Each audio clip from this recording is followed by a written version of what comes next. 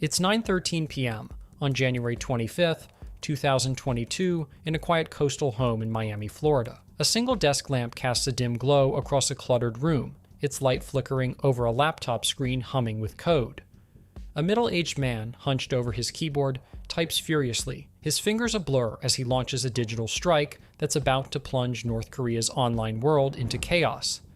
His name is Alejandro Caceres, but tonight, he's P4X, a lone hacker with a score to settle against the notorious Lazarus Group, North Korea's state-sponsored cyber criminals. In just a few hours, every major website in the country, government portals, propaganda pages, even the national airlines booking system will vanish into a digital void. What pushed Caceres to risk everything in a one-man war against one of the world's most dangerous hacking collectives? And when the dust settles, will he emerge as a hero or a target?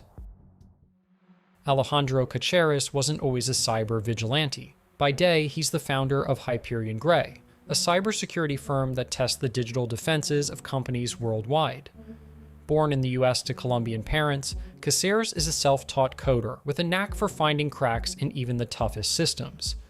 In early 2021, he was just another cybersecurity expert, running penetration tests from his Miami home, sipping coffee, and living a quiet life.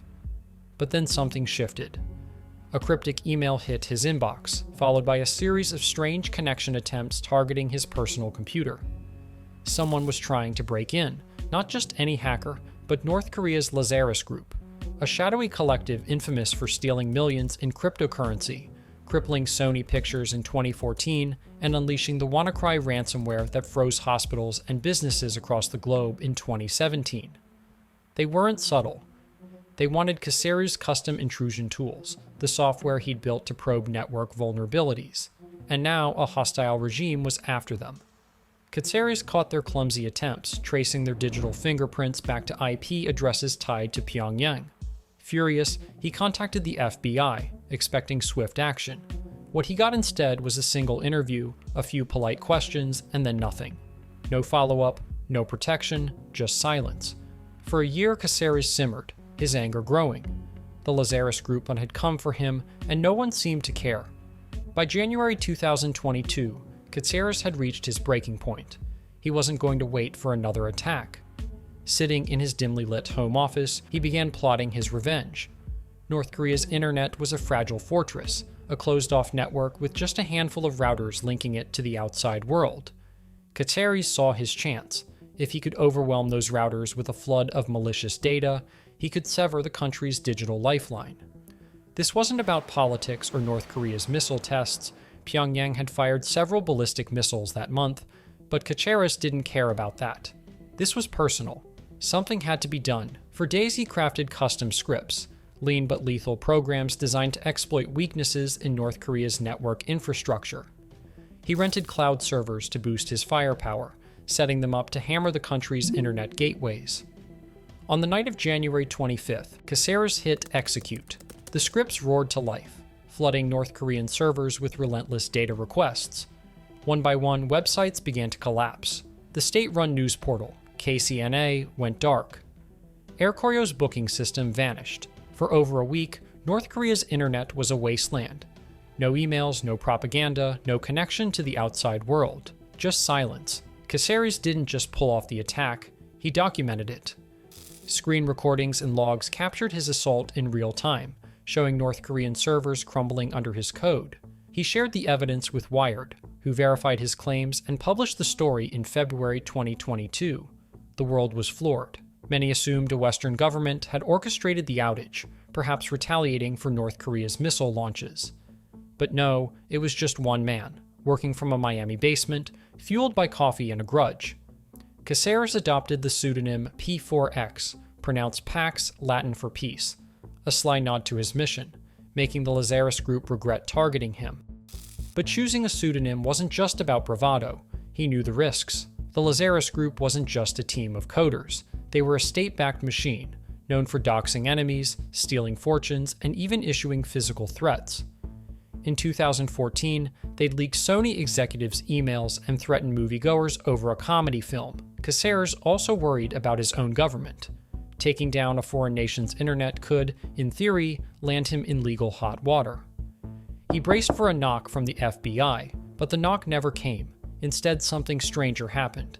The US government took notice, not to arrest him, but to learn from him. Pentagon officials invited Caceres to present his methods, intrigued by his special forces' approach to cyber warfare. Fast, targeted, and independent, unlike the military's slow, bureaucratic systems. Alongside a Pentagon contractor whose company remains undisclosed, Caceres pitched a bold idea. The US should empower small teams of hackers to strike adversaries with precision. You can have an impact here, and it can be asymmetrical.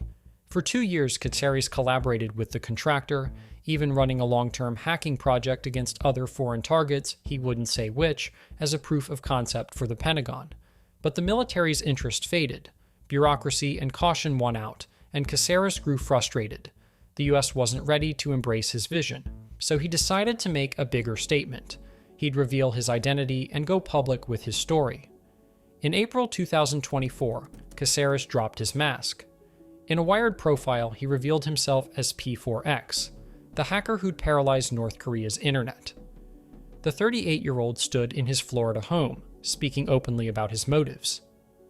"It felt like the right thing to do," he said, reflecting on his attack. The revelation sent ripples through the cybersecurity world. Hackers rarely unmask themselves, especially after targeting a regime as ruthless as North Korea's. But Caceres was defiant. He wanted the Lazarus group to know who'd outsmarted them. Since going public, he's been bombarded with 200 messages a day, some from supporters, others from hackers seeking to collaborate.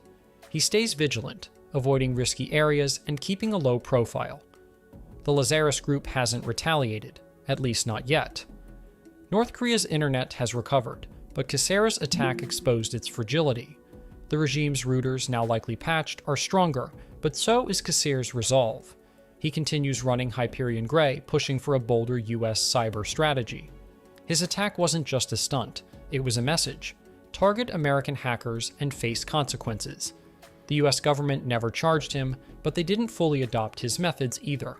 The Pentagon's red tape proved too thick for Caceres' rogue style.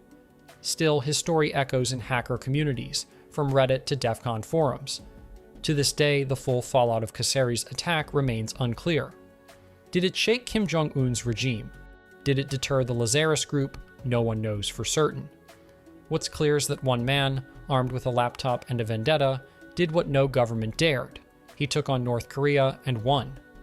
But the question lingers, will the Lazarus group come for him again? And if they do, will P4X be ready?